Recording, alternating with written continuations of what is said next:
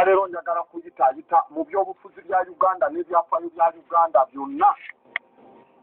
Lwaki we are in such a situation, lwaki tuli mu mbeera bweti, ngenda kuba mbiyingiramu, sigenda kulekayo kayinja konna nga tikabikudde. Ngenda kuba mbiyuzaayuza, mbyanjula, mbigatta, mbitoolako, mu mbeera bwetyo.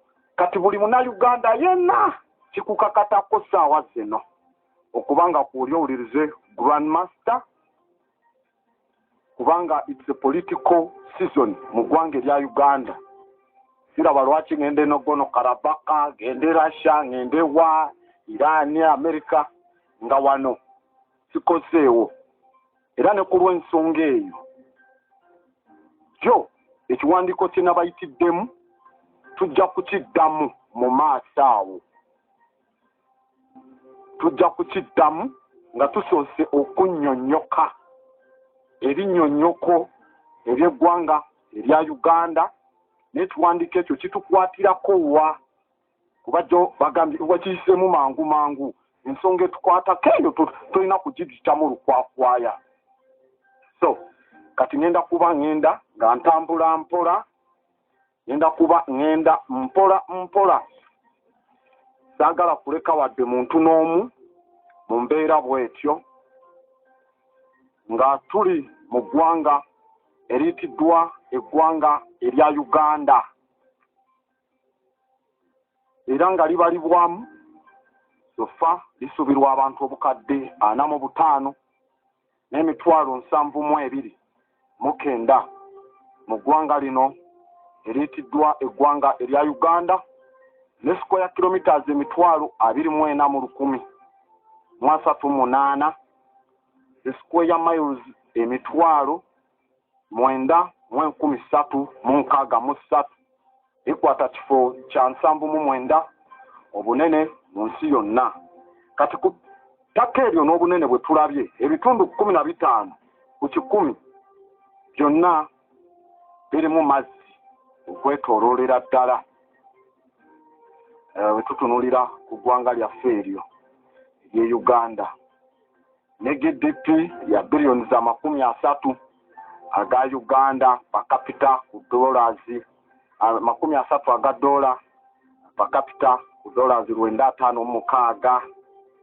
Nsonga bwetyo naye nagamba wano bakubala bubi, bwe babala GDP babaliramu ne bali bonna abalala. Kiba kyanaku nnyo. Tetwagala NDP ey'aba nationalists bokka banansi, temubaliramu z'abayindi, temubaliramu bano manya zakira bamukwano, manya bano ba investor. We batyo tolina babaliramu, bw'obajjako ng'ogyeko ezaabwe abo abajjanga ba investor ne properties zebalina wano, ojja kuba omulanga olabe ng'obugagga obusinga tebuli mu mikono gy'Abannayuganda. Nga twetegereza eggwanga lino, country prefix code yaffe eya +256, era eggwanga lino liri landlocked. Ebisinga obukulu tetwetaaga kubyogerako nnyo, mubimanyi okuggyako okubayingira. Eggwanga lino lisingamu ba Christians, tetujja kukyerabira. Christianity ekola ebitundu 84 n'obutundu 4, 84% n'obutundu 4. Islam ekola obutundu 13. Kitegeeza ba Christians be basinga obungi, Islam ne bakola obutundu 13. Abatalina nzikiriza ba atheist bakola akatundu 0.2, batini nnyo. Ate ab'enzikiriza endala ez'ekinnansi n'ebirala bakola akatundu kamu n'obutundu 7.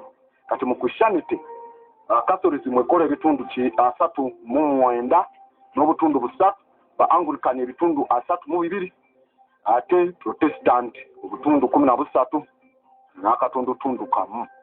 Kitegeeza Catholicism yesinga wano. Mukulembeze w'eggwanga lino ayitibwa Yoweri Museveni Kaguta Tibihabulwa Jeno, era nga Vice President Edward II Prime Minister Yendugu Hakana Rugunda eggwanga lino eritiddwa eggwanga erya Uganda.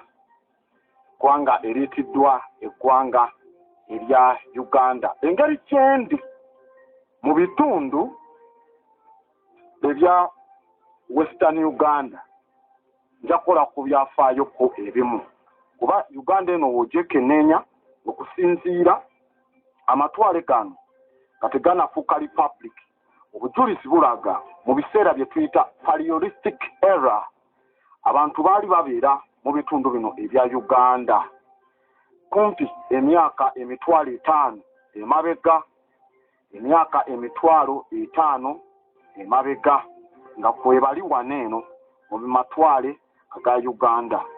Kyokka sofate ne baddamu ne bekenneenya abono mutwogera emitwalo 5 abakoze settlements eziri defined ababeera mu groups ezimu, naye abali tebabeera mu groups zeetongodde nga wamu baddayo emabega emyaka emitwalo 10 era nga ebyasimibwa ebisigalidde ebiraga naddala ebyakozesebwanga mu mayinja tuzita Acheulean tools zasangibwa dda okwetoloola ku nnyanja Nalubaale, era endala ne zisangibwa okukka n'omugga ogwakiira Nile Valley, kuba Nile Valley civilization eva eno ng'eyambuka paka mu Kemet. Then n'enkulaakulana endala y'okozesa ebyuma neddamu ne yekenneenyezebwa mu bitundu ebiyitibwa Nsonezi ng'oba otambula okudda ku kiko ky'omugga ogwa Kagera. Nsonezi mu bitundu ebyo ebyedda, naye mu fossils ezaali zisimiddwa ku byasigalira eby'abantu okulaga nti waliwo kuba human okuddayo emabega bisimiddwa mu Kalamoja ebiddayo emyaka akakadde kamu n'emitwalo 2. So baganda bange mbategeeza ekigambo ekyo nga nkutegeeza Uganda yaliwo dda, waliwo abaagirimu era tulina okugirekawo n'abalala bajje, naye tugenda gireka tutya? Teriiko nti yange Uganda yange fenna yaffe era tujja girekawo naye tugirese tutya? Mu myaka egyedda tulaba mu mbeera ey'okubanga wano bwe batandikira okubanga bakola carbon steel, ebyuma ebya steel, amakolero gaabyo n'okubyokyayokya gasangibwa mu bitundu bino ebya Uganda, era nga baali bakafulu ba metallurgists abookya ebyuma era basobola okupafekitinga okubisaanuusa mu myaka egiddayo eja 700 BCE, emyaka 7 BCE, kubanga mu biseera ebyo wano wonna baali beegasse ku kingdom emanyikiddwa nga kingdom eya Kush ewamu ne Nubia ng'ina influence okutuukira ddala mu bitundu ebijja ne bitwala ekifo ekimanyikiddwa nga Masindi, gye bayita Albertine Graben, oba eno ku biseera bya Muttanzige eyo yonna ancient Nubia. Era abasajja abalwanyi baavaawo ne beegatta ku kabaka Tahaka okubira ddala the Arabs okubajja mu North Africa mabega mu 651 BCE, 651 BCE, 651 BCE. Great Mighty Warriors.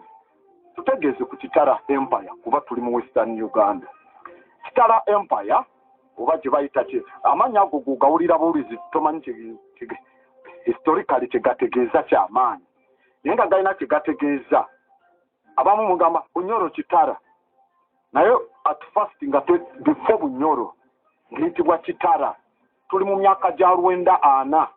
Now 940 AD mu biseera nga kingdom eya Aksum bwe twagirabye mu Ethiopia ngemaze okudisintegrate oba nga bamaze ogikuba ogisebengerera ne mukutuka mu kingdoms endala nga tulaba kwavaako Black Makulia twagisomyeko emabega, kwavaako kingdom eyitibwa Zagwe kingdom, ne kuvaako obwakabaka obuyitibwa Damont, ne kuvaako obwakabaka obuyitibwa Shewa obwakabaka obwa Shewa bwe buli mu North East Africa okutwala ebitundu ebyo byonna ebyandibaddemu abatesa okuddeeyo weewatyo kingdom endala era neekutukako ku Aksum eyo eyalina awo mu Aksum capital city awo mu Dongola kwe kwavako kingdom emanyikiddwa ng'eya Kitara oba gye muyita Kitara. So wetwekenneenya ku records ezo Kitara eva kutuekawe ku kingdom eya Aksum omwaka gwa 1940 ne establishing bwa wano era bw'owulira ennyukuta ezo ze bayita ki ne ta ne ra sina kye zitegeeza. Ki K-I mu mpandiika eya hieroglyphics we call it the meteoric over the meteoric ology hieroglyphic script eya Kemet eba erina ennyukuta ezo kye zitegeeza. Okay? Ki nga kitegeeza abali independent kubo abali independent. Then ta nga kitegeeza obwakabaka. Ra obwa supreme god Ra katonda Ra. Kitara independent kingdom of Ra. Kitara kati wano wadde lunyolo Kitara ekigambo Kitara nga ekitusayo mu ancient script ne tucekenneenya era bo ebiseera ebisinga bagita it was an empire eya supreme god Ra w'omusana abamu bagita empire of light, empire of the moon.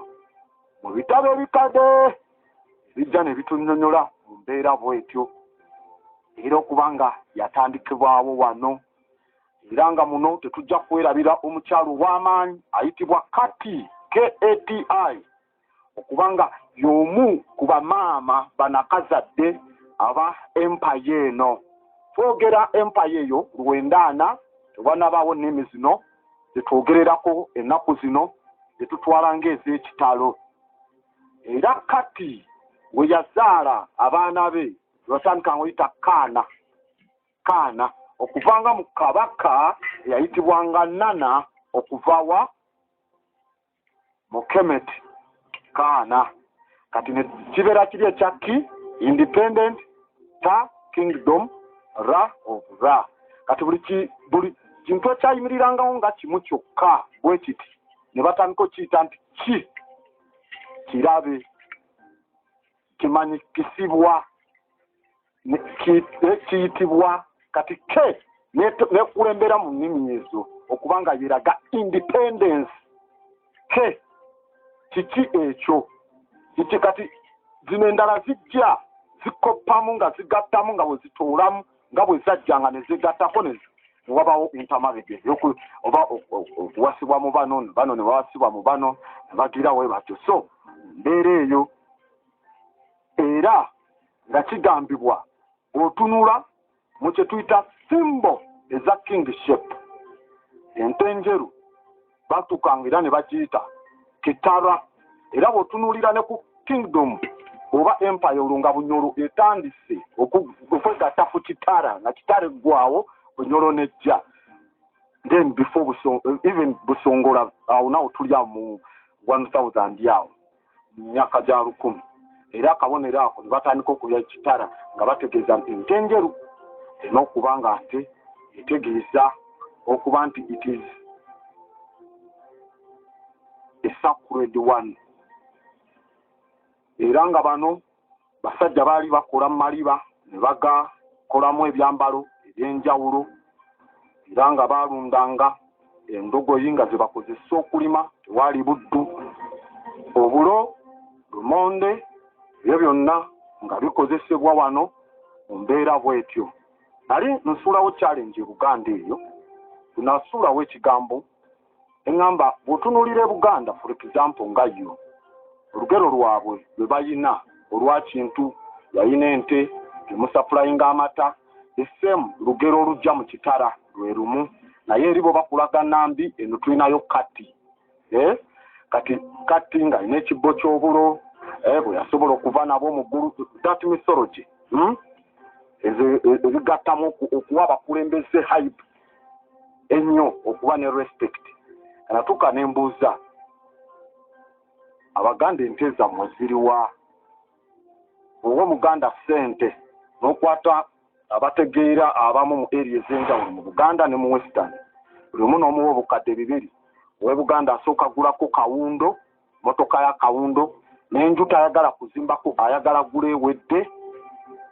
Kati olumala ssente n'atandika okugira Nazzikuno omusajja Omuganda tanywa mazzi makalu, caayi batandika n'omuyita amazzi makalu kati tabafuna ssente, bw'ayagala kunywa mata.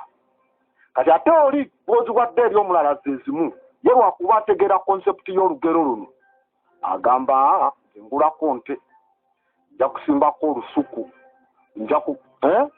kati ate Omuganda n'agamba Nazzikuno omusajja Omuganda oba omukyalo Omuganda alya matooke. N'obuuza ensuku zammwe ziriwa mu Buganda nga siziraba. Bali abajja ne bayiga, kati be balina amatooke kyovulaba bw'oyimirira e Busega ku round n'otunula emmotoka eziva Masaka Mbarara Road, ojja kulaba ezireeta ente, ezireeta amata, ezireeta n'amatooke. Otunule kati eziva ku Mubende Road, Mubende ndoza lwe Lukanene Fort, olabe ebiva mu masaza geeyo.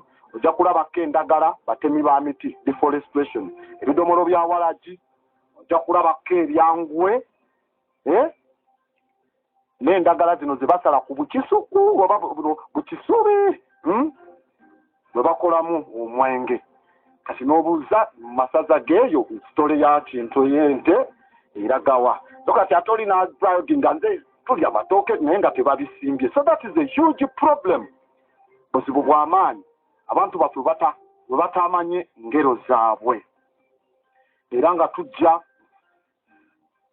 katuyingire mu nsonga z'omunda, sijja genda nnyo mu nsonga z'amatwale. Naye mbadde njagala tutandike ku dynasty ezo. Mu Lwenda ne tulaba dynasty eyitibwa eya bagamba nti the Batembuzi reign of God, nga bwe bagyogerako, nga bw'ejja ne tutambula. Tulina abakulembeze nga Itware mu byafaayo bya Kitara, Itware mu myaka gya Lwenda 7, ne tuba ne Hangi nga mutabani wa Itware mu myaka gya 10, ne tuba ne Ilya lya Hangi. Abo bonna bakabaka bonna baali bafuze wano ba empire. Waliwo yayitibwanga Kabengera Kazoba ka Hangi, oyo naye yali wa 6. Waliwo Nyamuhanga, yatuuka n'afuuka n'okuyitibwa God. Nyamuhanga ewamu eyo yeyo yitako ne God, mutabani wa Kazoba oyo mu myaka gya 10 mu 10. Ne kubaako Ntya asooka, era nga ono tetujja kwerabira bonna ekika baavanga mu kika ekiyitibwa Abagabu. Bagabu then waliwo Bagabu, zino tribe nga teziriiwo. Ntya owokubiri Baba, najja nga wa 10 n'omu kayitibwa Kamuli. Kamuli yaliwo myaka era gya 10 ne kubaako Nseka yali wa 12, ne kubaako Kudidi wa 13. Abo bonna bakabaka baali wano mu Kitara eriyo Bakitara. Ne kubaako Ntozi mutabani wa Kudidi wa Kudidi mu myaka gya 12 wano we tuli. Era oyo Ntozi yali kafulu nnyo, era yalina ejje ly'abasajja ba Archimen.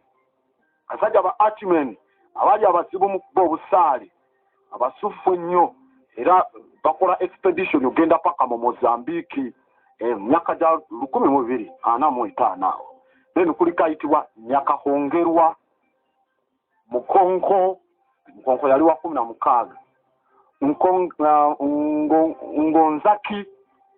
Ngonzaki Rutahinduka awama tutandise olwoku Ntamaringa n'abatandise abamu okujja bavudde from Tajaruni bazze Congo, batandise so languages zitandise okutandika okukola ki emyaka egyo gye twogerako. Ennimi zino endala Yankole, Lukiga, Kirutoolo tezinabaawo bulungi, tezinabeera established.